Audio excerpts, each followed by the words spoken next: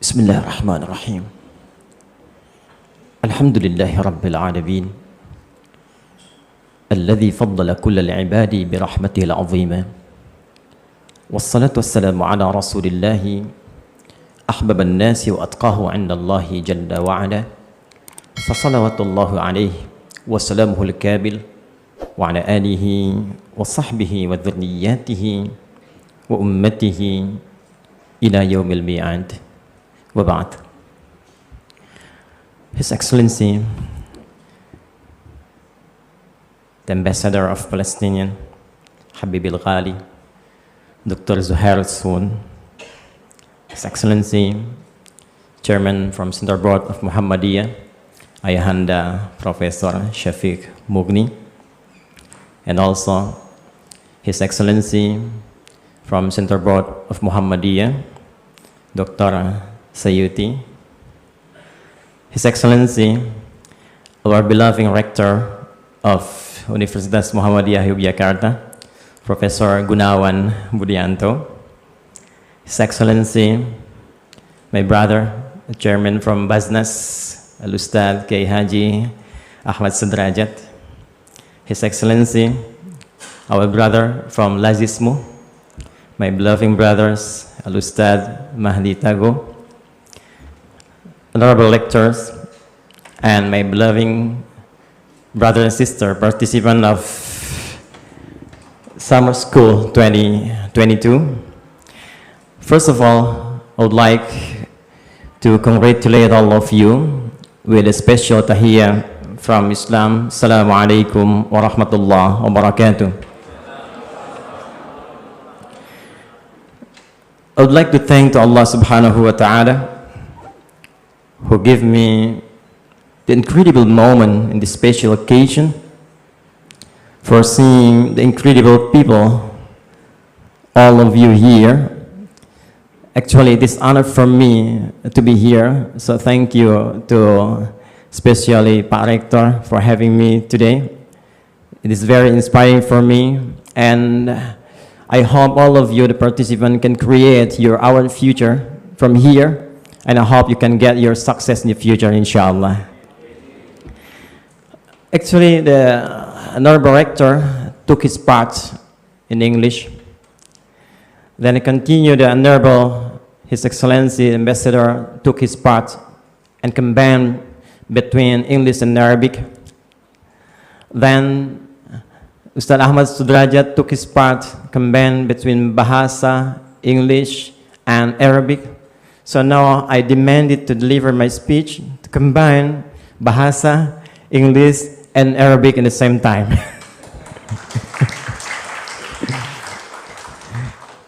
So the first, I want to deliver my speech in Bahasa first, because it's very important to deliver our program, so in our cooperation with Basnas, Lazismu, and Muhammadiyah especially. Bapak Ibu sekalian, sejak tadi di awal kita menyanyikan, dan saya tidak ingin mengatakan menyanyikan saja, tapi juga menghayati dari mulai lagu kebangsaan kita. Dan saat menyanyikan Sang Surya, saya ikut meneteskan air mata juga, karena memori saya kembali kepada bagaimana Kiai Haji Ahmad Dahlan dulu mendirikan persyarikatan ini. Sang Surya itu yang dibuat oleh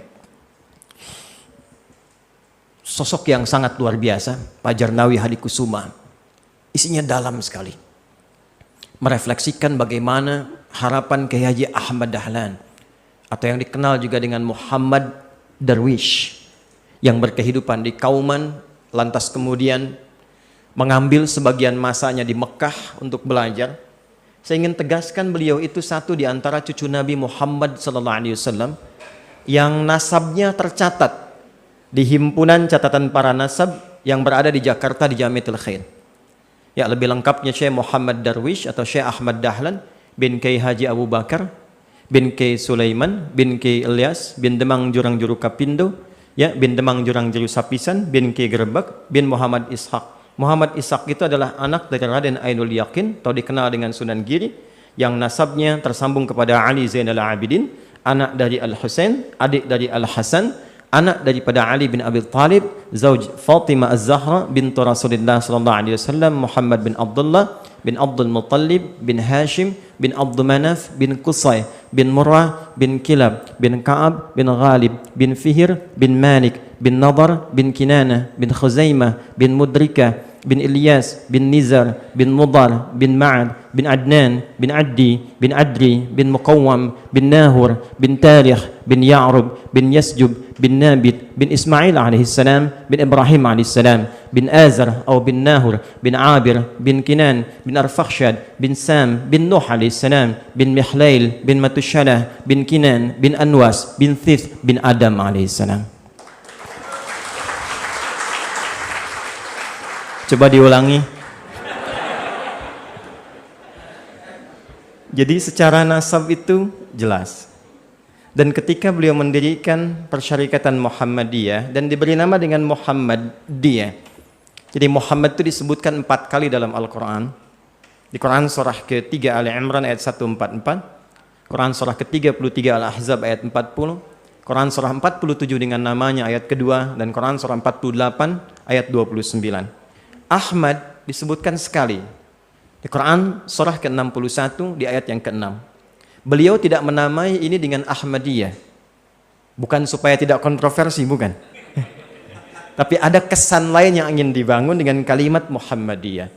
Muhammad itu sighah mubalaghah, bentuk superlatif dari kata Mahmud asalnya. Di Arab itu kalau ada disebut orang punya sifat sosial tinggi, senang berbagi, dia baik, orang Arab menyebutnya dengan Mahmud. Ba'din sautarjim dari lughah Arabiyah insyaallah fil akhir. Jadi orang Arab menyebutnya dengan Mahmud. Tapi kalau dia banyak nilai sosialnya, dimensi sosialnya banyak, hablu minanasnya luar biasa, maka berubah namanya dari Mahmud menjadi Muhammad. Sedangkan Ahmad itu bentuk superlatif dari kata Hamid. Itu lebih kepada dimensi spiritual, hubungan dengan Allah dalam konteks ibadah. Semakin tinggi ibadahnya, maka naik berubah menjadi Ahmad. Kalau orang menyembah Allah, itu sudah kewajiban. Setidaknya bagi setiap muslim. Salat, itu sudah kewajiban. Puasa, kewajiban. Tapi apakah setiap orang yang salat mampu merefleksikan dan mengimplementasikan nilai-nilai spiritualnya ke dalam konteks sosial? Tanha anil fakhsya iwal munkar? Belum tentu. Maka dibuatlah oleh beliau Muhammadiyah. Muhammad nama sifat sosial yang melekat pada Nabi, i-nya nisbah, taknya sifat. Jadi semua yang melekat pada Muhammadiyah itu mesti menumbuhkan kepekaan sosial yang tinggi dalam wujud-wujud yang bisa dijangkau. Disitulah kemudian spirit pertama beliau membangun dengan menerjemahkan surah Al-Ma'un.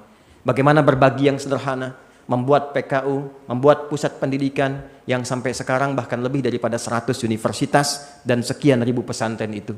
Yang ingin saya sampaikan, ini dahsyatnya. Kiai Haji Ahmad Dahlan ingin memberikan penekanan pada nilai takwa yang sifatnya sangat universal, yang bisa memberikan kontribusi bagi setiap manusia dimanapun ia berkehidupan. Jadi beliau inginkan siapapun anggota warga persyarikatan yang ada di Muhammadiyah, dimanapun dia berada, dia harus mampu berkontribusi setidaknya pada orang-orang yang hadir di lingkungan sosialnya.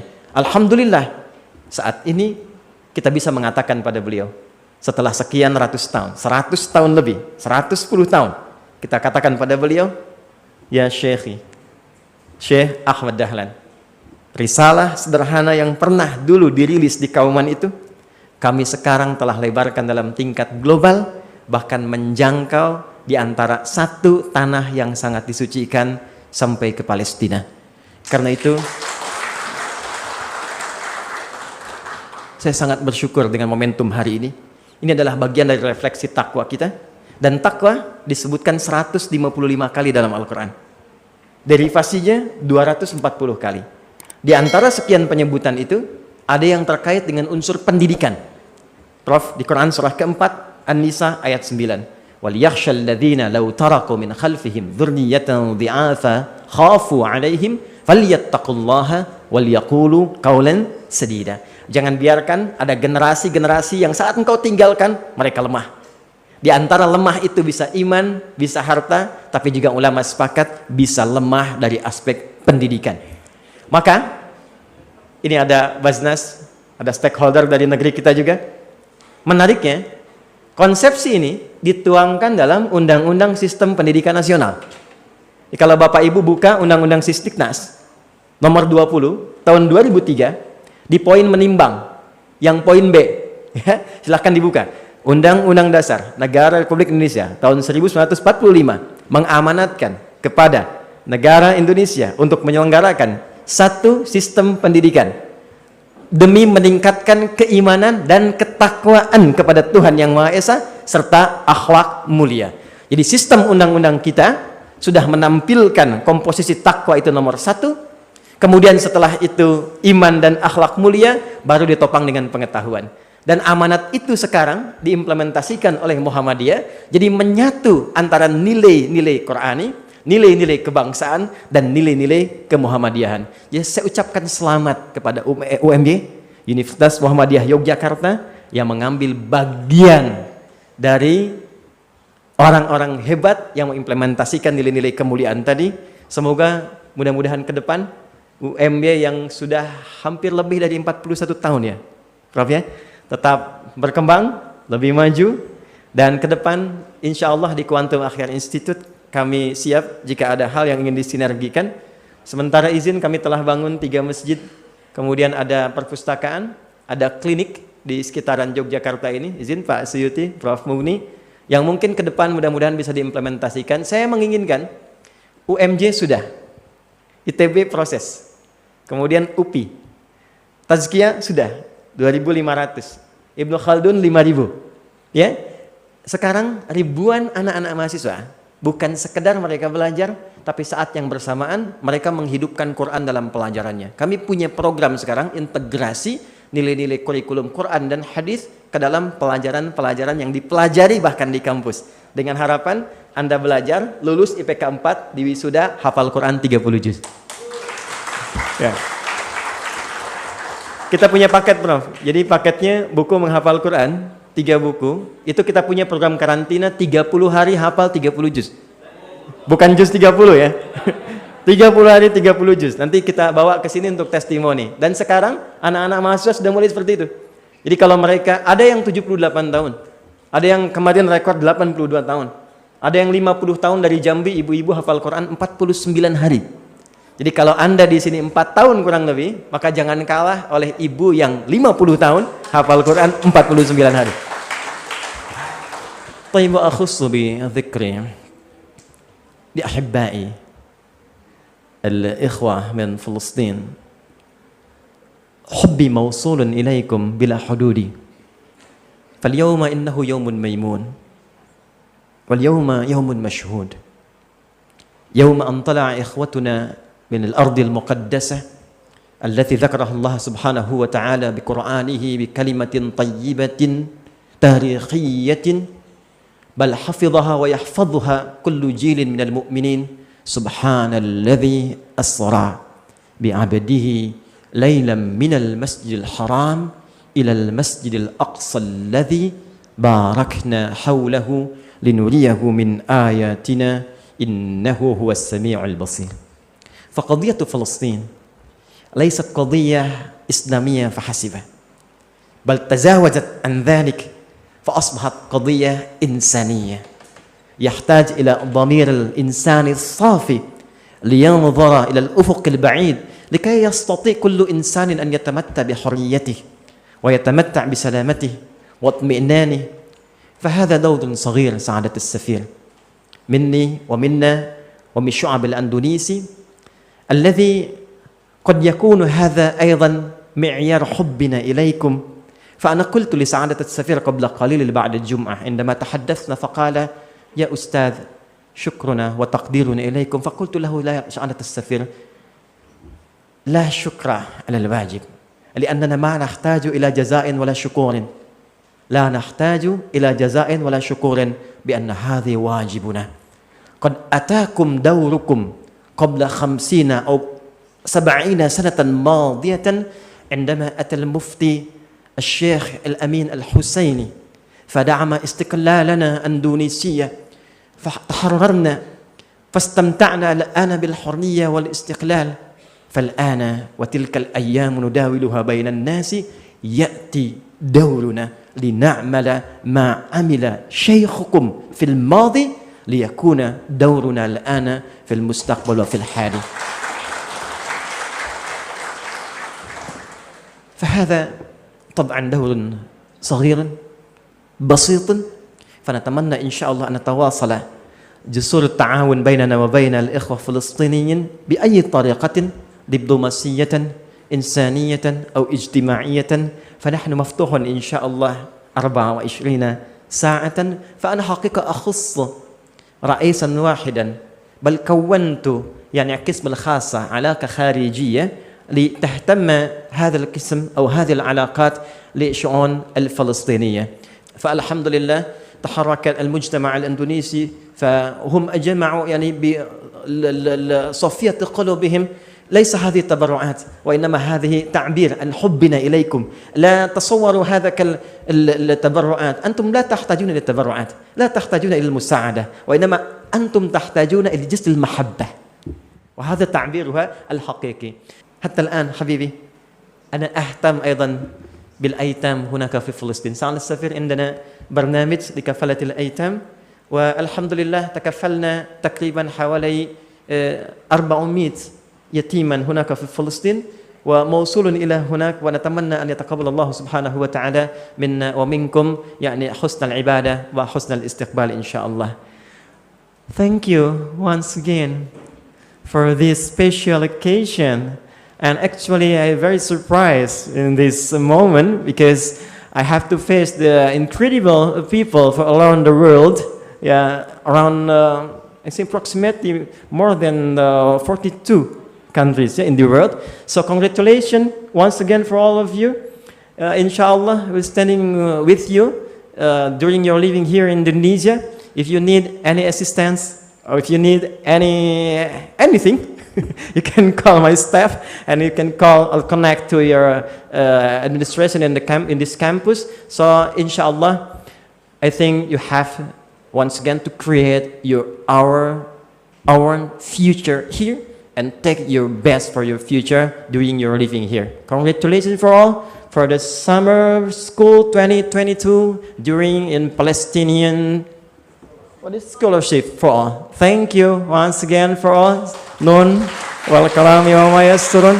Assalamualaikum warahmatullahi wabarakatuh. Prof, sebelum saya tutup, ini berapa yang baru yang datang? Yang bergabung, yang ada di sini? How many participants who are here offline? The summer school?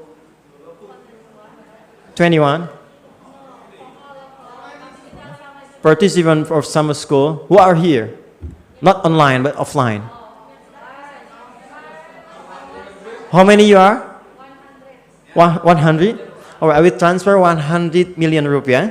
So, okay. Saya akan transfer 100 juta rupiah untuk uang saku ya, untuk pengenalan insya Allah. Jadi masing-masing dapat 1 juta rupiah, alright? Yeah, everybody can get 1 million. Alright. And the second thing, yeah, after this speech, inshallah, directly I will transfer to to the treasurer. If you need more, you can contact the Ustaz Ahmad Sudrajat from Basnas. So the second, Prof, izin yang di asrama berapa banyak ya? Yang di asrama yang menghafal Quran? Oke. Kita kirimkan juga paket untuk hafalan Quran, kurang lebih 2000 paket, Prof ya, untuk pertama. Satu paket itu ada 3 buku, jadi ada 6000 buku yang kita harapkan bisa support. Siapa yang pengen sudah sampai hafal Quran, ya kita siapkan perangkatnya, itu gratis. Kalau diminta bayar, laporkan saya. Itu gratis, dan kita siapkan perangkat musyrifnya ada 100 orang, silahkan kalau ingin dibuatkan MOU-nya. Thank you for all. And everybody inshallah happy here. Assalamualaikum warahmatullahi wabarakatuh.